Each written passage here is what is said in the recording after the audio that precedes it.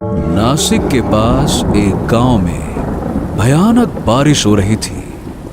Doctor Rohan अपनी nurse Megha के साथ गांव की शारदा नाम की एक जवान औरत की डिलीवरी कर रहा था। वो औरत दर्द से तड़प रही थी।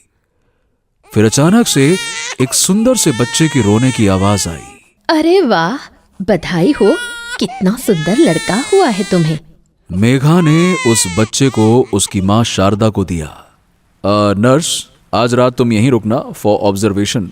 मैं कल सुबह आऊंगा। ओके? Okay sir. ये कहकर रोहन जैसे ही कमरे से बाहर निकला, बच्चे का बाप नायक हाथ जोड़े खड़ा था। कॉन्ग्रेचुलेशंस, आपकी पत्नी और बच्चा दोनों अच्छे हैं। आप अंदर जा सकते हैं। लेकिन यहां पर अजीब बात यह थी कि डॉक्टर रोहन ने बच्चे के बाप नायक के चेहरे पर खुशी नहीं देखी बाप बनने वाली। उसने पहली बार देखा था कि एक बाप अपने बेटे के जन्म पर मुस्कुराया तक नहीं। रोहन ने नोटिस किया कि नायक के हाथ में काले रंग का एक धागा है। रोहन चुपचाप वहां से चला गया और नायक जल्दी से अंदर कमरे में घुस गया। नायक नर्स मेघा की ओर देखता है और काला धागा उसकी ओर बढ़ाते हुए कहता है, ये लो मैडम, इस धागे को जल्दी से बच्चे के गले में बांध दो। लो। ये सुनते ही मेघा और बच्चे की मां शारदा के चेहरे का तो रंग ही उड़ गया। शारदा कांपती आवाज में बोली, क्या वो फिर से आ गई? हाँ, कल पास के गांव से एक बच्चे को वो। नहीं नहीं, कुछ भी करो, लेकिन मेरे बच्चे को कुछ होना नहीं चाहिए। नायक ने बिना देरी किए वो काला धागा जल्दी से अपने बच्चे के गले में डाल दिया। ये धागा मैंने गांव के भगत से लाकर दिया है। उन्होंने कहा है कि जब तक ये धागा बच्चे के शरीर पर रहेगा तब तक वो इसे छू नहीं पाएगी। मैं आज रात यहीं पर रहूंगा और घबराना मत, मैं हूं। सभी के चेहरों पर एक अजनबी सा डर बैठा था, मानो आज की रात किसी तबाही की रात हो। 2-3 घंटे बीत गए। बादल अब भी वैसे ही गरज रहे थे। अचानक से पायल की छन छन की आवाज सुनाई देने लगी। हॉस्पिटल से कुछ कदम की दूरी पर एक रहस्यमयी औरत की परछाई हॉस्पिटल के कमरे की ओर बढ़ रही थी। कमरे में मेघा, नायक, बच्चा और शारदा सबके सब सो रहे थे। उस औरत की परछाई कमरे की खिड़की पर आकर रुक गई। उसने सबके चेहरे पर एक नजर फेरी और जैसे ही उसने उस बच्चे के गले पर वो काला धागा देखा, वो गुर्राने लगी। तुम्हें क्या लगा बेवकूफ आदमी, तुम्हारे गांव का वो भगत मुझे रोक लेगा? ये कहकर उसने हवा में हाथ घुमाया और वो काला धागा झट से टूटकर जमीन पर गिर गया। वो औरत कमरे में घुस गई। अचानक से नायक की नींद टूट गई। उसने उस औरत का चेहरा देखा और डर के मारे चिल्ला उठा। उस खौफनाक औरत ने अपने बाल खोल लिए और जोर से चीखी। उसकी दहाड़ सुनकर सब एकदम से चुप हो गए। शारदा तुरंत अपने बच्चे की ओर लपकी, पर उस औरत ने अपने लंबे बालों को हवा में लहराया और अचानक हवा में चमेली की तेज खुशबू फैल गई, जैसे वहां किसी ने चमेली के इत्र की बोतल फोड़ दी हो। उस गंध को सूंघते ही सारे के सारे लोग वहीं बेहोश होकर नींद में सो गए और वो औरत वो ठहाका मारकर हंसने लगी। मैं डाकिनी हूं, डाकिनी। जब तक मैं 100 बच्चों के प्राण नहीं ले लूंगी तब तक मुझे मेरा बच्चा नहीं मिलेगा। मंजिल अभी बहुत दूर है। ये कहते हुए उसने उस बच्चे की ओर देखा, उसे अपनी गोद में उठाया और वहां से गायब हो गई। डाकिनी ने एक और बच्चा चोरी कर लिया था। गांव में अफरा तफरी मच गई थी। सारे गांव वाले अस्पताल के सामने इकट्ठा हो गए थे। रोहन भी वहां खड़ा था। वो मेघा पर चिल्लाने लगा, क्या क्या मतलब है बच्चा गायब हो गया? What nonsense? कल रात तुम्हें यहीं रुकना था ना? Then what? सर, मैं यही थी और इसका पति ये नायक भी यही था, लेकिन वो डाकिनी। क्या? कौन? वो डाकिनी आई और उसे लेकर चली गई सर। क्या? डाकिनी? Are you serious? तुम कहना चाहती हो कि कोई चुड़ैल टाइप? जी सर, हम सब ने देखा है। वो 7 साल बाद फिर से वापस आ गई है। What rubbish! क्या बकवास बातें कर रही हो?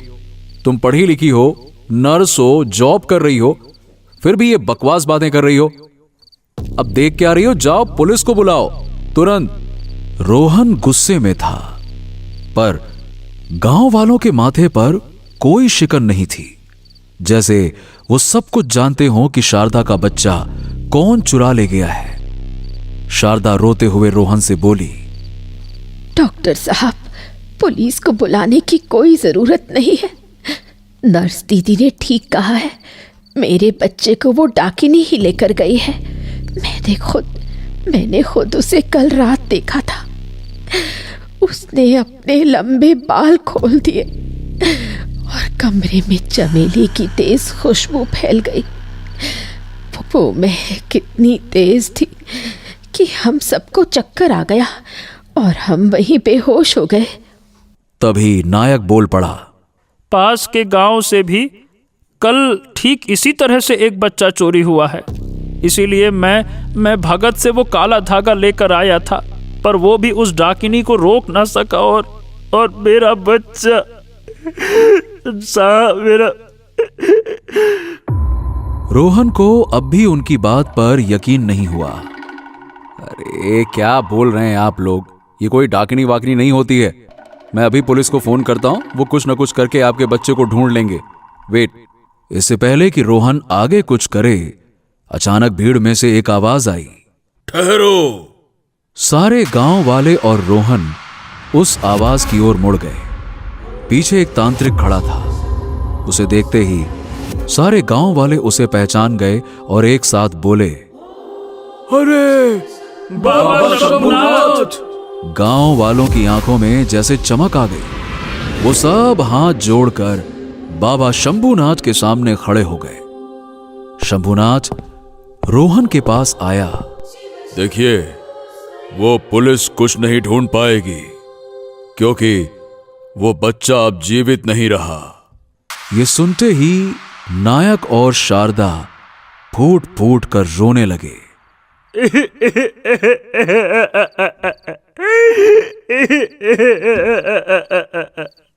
शांत शांत हो जाओ, शांत हो जाओ। तुम्हें अगले साल फिर से संतान होगी और वो जीवित रहेगी, ऐसा हमारा वादा है तुम दोनों से। 7 साल बाद वो फिर से वापस आई है। कल रात वो फिर से शिकार पर निकलेगी। बसंतपुर गांव में कल पूर्णिमा को एक बच्चा पैदा होने वाला है। मुझे हर हाल में उसे बचाना होगा।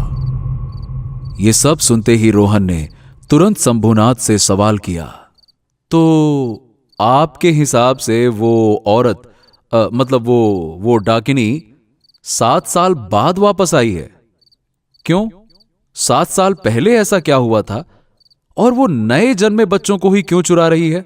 एक पल के लिए सन्नाटा छा गया। ये वो कहानी थी जिसे गांव वाले बोलना तो दूर, सुनने से भी कांपते थे। शंभुनाथ ने रोहन की ओर देखा और कहा, मैं जानता हूं कि तुम्हें इन सब बातों पर यकीन नहीं होगा। तुम शहर के पढ़े लिखे डॉक्टर हो, पर कल रात के बाद से तुम्हारे सारे विश्वास हमेशा के लिए बदल जाएंगे। पर उससे पहले मैं तुम्हारे सवाल का जवाब देता हूं। तुम जानना चाहते हो ना कि 7 साल पहले ऐसा क्या हुआ था?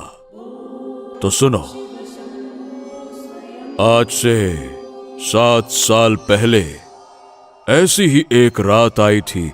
गांव था अंबेवाड़ी। अपनी शादी के 5 साल बाद इंद्रानी को बच्चा होने वाला था। 5 साल तक उसने न जाने कितने डॉक्टर, अस्पतालों के चक्कर लगाए, जाने कितने मंदिर दरगाहों में मन्नतें मांगी। आखिर में उसे एक तांत्रिक मिला, त्रिकाल भैरव। ये त्रिकाल भैरव आया कहां से था कोई नहीं जानता था, पर वो अंबेवाड़ी के पास वाले जंगल के एक गुफा में रहा करता था। उसने इंद्राणी को मंत्रों से सिद्ध करके कुछ जड़ी बूटी दे दी और उसने खुद श्मशान में साधना भी की और आखिरकार त्रिकाल भैरव की साधना रंग लाई। इंद्राणी गर्भवती हो गई, मगर इंद्राणी का दुर्भाग्य 5 साल बाद भी बदला नहीं। उसे बच्चा तो हुआ, मगर मरा हुआ। अगले दिन गांव और परिवार वाले बच्चे का अंतिम संस्कार करने के लिए इकट्ठा हुए, लेकिन इंद्राणी सबके सामने खड़ी हो गई और उसने चिल्लाते हुए कहा, कोई मेरे बच्चे को हाथ नहीं लगाएगा। मेरा बच्चा मरा हुआ नहीं है, मैं इसे मरने दूंगी ही नहीं। मैं इसके प्राण वापस लाके रहूंगी। अब गांव वालों और परिवार वालों को लगा कि इंद्राणी अपने बच्चे की मौत के सदमे की वजह से पागल हो गई थी, पर इंद्राणी वो ये सब इसलिए कर रही थी क्योंकि उसके मन में अब भी आस थी, उम्मीद थी। उसे उसी तांत्रिक त्रिकाल भैरव का ख्याल आ रहा था। इंद्राणी उसके पास गई और अपने बच्चे की लाश को उसके सामने रख दिया। वो त्रिकाल भैरव उसे देखते ही समझ गया कि उसके साथ क्या हुआ है। उसने चिल्लाते हुए कहा, ये सब तेरे पूर्व जन्म के किए गए पाप का परिणाम है, पर मैं चाहूं तो तुझे तेरे पाप से मुक्त कर सकता हूं। तेरे इस मृत बच्चे के प्राण वापस ला सकता हूं। यह सुनते ही इंद्राणी त्रिकाल भैरव के सामने फूट फूट कर रोने लगी। कैसे भी करके, कुछ भी करके मेरा बच्चा मुझे वापस दिला दो बाबा। मैं जन्म भर आपकी गुलामी करूंगी। त्रिकाल भैरव ने गंभीर आवाज में उससे कहा, बिल्ली के 11 बच्चों की बलि लगेगी और तेरे बालों का एक हिस्सा भी, मगर तू ये सब बिना किसी को बताए चुपचाप करना होगा तुझे। ठीक 1 हफ्ते के बाद अमावस्या के दिन इस गुफा में तुझे मेरे साथ साधना भी करना होगा, फिर तेरा बच्चा जी उठेगा। बस याद रखना कि इस बात की खबर किसी को नहीं होनी चाहिए। बच्चे के मोह में इंद्राणी बावली हो गई। उसने चुपके बिना किसी को बताए 3 दिनों में कैसे भी करके बिल्ली के 11 बच्चे पकड़ डाले और ठीक 1 हफ्ते के बाद त्रिकाल भैरव के गुफा में पहुंची।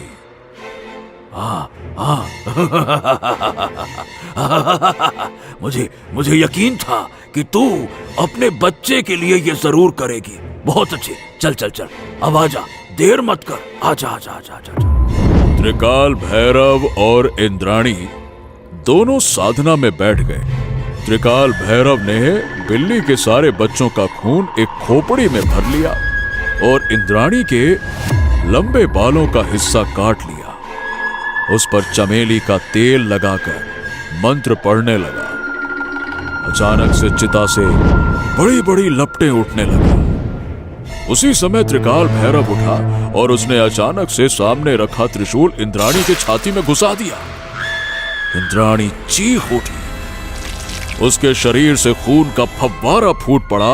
उसे समझ नहीं आया कि त्रिकाल भैरव ने उसके साथ ये क्या किया। मूर्ख औरत, तेरे बच्चे का अंतिम संस्कार तो मैंने उसी दिन कर दिया था। मैंने तुझसे झूठ बोला था। बलि बिल्ली के बच्चों की नहीं, बल्कि इंसान के बच्चों की होती है। पर मुझे तेरे बच्चे की जिंदगी में कोई दिलचस्पी नहीं है।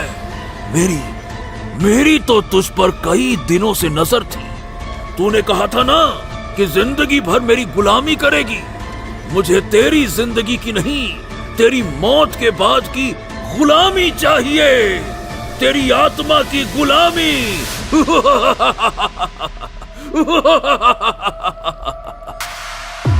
अगले ही पल इंद्राणी ने दम तोड़ दिया। उसकी आत्मा अग्निकुंड से उठती लपटों के सामने खड़ी हो गई। मेरी साधना सफल हुई। अब से तू मेरी गुलाम है। बोल, हाँ, मैं आपकी गुलाम हूं, बोल। इंद्राणी की आत्मा ने कोई जवाब नहीं दिया। वो बस त्रिकाल को घूरती रही। उसे जोर का गुस्सा आया। ओ, अरे गूंगी है क्या? बोलती क्यों नहीं? त्रिकाल को लग रहा था कि उसकी साधना सफल हो गई थी और इंद्राणी की आत्मा उसके वश में हो चुकी है, पर विधि को कुछ और ही मंजूर था। इंद्राणी की आत्मा जोर जोर से हंसने लगी। वो गुर्राते हुए बोली, ये तूने ठीक नहीं किया त्रिकाल। मैंने तुझ पर विश्वास किया था। तुझे क्या लगा तू मुझे वश में कर लेगा? तू अपने ही जाल में फंस गया है त्रिकाल। अब मैं कोई साधारण आत्मा नहीं रही, मैं डाकिनी हूँ, डाकिनी। अब जो काम तू नहीं कर पाया वो मैं करूँगी। इंसान के बच्चों की बलि चाहिए ना, मैं लूंगी बलि, पर सबसे पहले मुझे तेरी बलि चाहिए। इंद्राणी ने अपने लंबे बाल हवा में लहराए। चारों ओर चमेली की महक फैल गई और अगले ही पल इंद्राणी के बालों ने त्रिकाल भैरव की गर्दन बांध ली और उसे अग्निकुंड में फेंक दिया। त्रिकाल भैरव वहीं जलकर भस्म हो गया। शंभुनाथ की कहानी सुनकर रोहन बहुत चक्का खड़ा था। शंभुनाथ ने रोहन से कहा, कल रात तुम सब आ जाना उस गांव में, ठीक है? कल रात के बाद उस डाकिनी का कहर खत्म हो जाएगा। ये कहते हुए शंभुनाथ वहां से चला गया। सबकी आंखों में कल के पूर्णिमा की रात का इंतजार साफ साफ झलक रहा था। पूर्णिमा की रात आ गई। चांद की रोशनी पूरे गांव पर पड़ रही थी। शारदा की तरह यहां भी आज रात एक औरत एक बच्चे को जन्म देने वाली थी। शारदा, रोहन, नायक और बाकी सारे लोग उस औरत के घर के बाहर खड़े थे। सबको इंद्राणी की आत्मा का इंतजार था। शंभुनाथ भी वहां जमीन पर अपना आसन लगाकर बैठा था। तभी अंदर से एक बच्चे के रोने की आवाज आई। सब समझ गए कि अब इंद्राणी की आत्मा यहां आने वाली है। और तभी दूर से पायल की आवाज आने लगी। सब सावधान हो गए। डर के मारे सबकी हालत खराब थी। इंद्राणी की आत्मा अचानक से तांत्रिक के सामने आकर खड़ी हो गई। तू तो मुझे रोकने आया है। क्या देगा उस बच्चे को? तावीज या धागा? कुछ काम नहीं आएगा तांत्रिक। चला जा, वरना त्रिकाल की तरह तुझे भी मार डालूंगी मैं। शंभुनाथ ने अचानक से अपने झोले में से एक आईना निकाला और उसे चांद की रोशनी के सामने रख दिया। शंभुनाथ ने एक मंत्र पढ़ा। अचानक ही आईने में इंद्राणी के बच्चे की तस्वीर दिखने लगी। इंद्राणी पागलों की तरह दौड़कर उस आईने में अपने बच्चे को देखने लगी। अरे ये तो मेरा बच्चा है, ये जिंदा है। इंद्राणी का गला भर आया और शंभुनाथ को इसी मौके की तलाश थी। उसने झट से झोले में से एक कैंची निकाली और इंद्राणी के बाल पकड़कर एक झटके में काट दिए। इंद्राणी की आत्मा चीख उठी। नहीं, ये तूने क्या किया? तेरी शक्ति अब मेरे हाथों में है डाकिनी। तेरे कटे हुए बाल जब तक मेरे हाथ में है तू वही करेगी जो मैं चाहूंगा। इंद्राणी गिड़गिड़ा उठी। मुझे जाने दो, मैं यहाँ से चली जाऊंगी, मुझे जाने दो। तुझे हमेशा हमेशा के लिए मुक्त कर दूंगा। आज तेरा बच्चा मृत पैदा हुआ, इसीलिए तुझे बाकी बच्चों की बलि लेने का कोई हक नहीं। ये मौत का खेल आज यही खत्म होगा। ये कहते ही शंभुनाथ ने इंद्राणी के कटे हुए बालों में आग लगा दी। इंद्राणी की आत्मा चिल्ला उठी और धीरे धीरे हवा में अदृश्य हो गई। हाँ, अब किसी को कोई चिंता करने की जरूरत नहीं है। अब किसी और बच्चे की मौत नहीं होगी। गांव वालों ने राहत की सांस ली। शंभुनाथ वहां से जाने लगा। डॉक्टर रोहन शंभुनाथ को जाते हुए देखता रहा। डाकिनी की आत्मा मुक्त हो चुकी थी। आसमान में पूर्णिमा का चांद भी मानो राहत की सांस ले रहा था। दोस्तों, कैसी लगी आपको ये खौफनाक और रोमांचक कहानी? नीचे कमेंट करके जरूर बताइए। और अगर आपको ये कहानी पसंद आई तो लाइक, शेयर और भूतनाशक पार्टी को सब्सक्राइब करना ना भूलें। हर शुक्रवार हम लाएंगे एक नई हॉरर स्टोरी, तो तुरंत बेल आइकन को दबा दें ताकि ऐसी ही हैरत अंगेज कहानी आपसे कभी छूट ना जाए। क्योंकि डरोगे तभी तो आगे बढ़ोगे।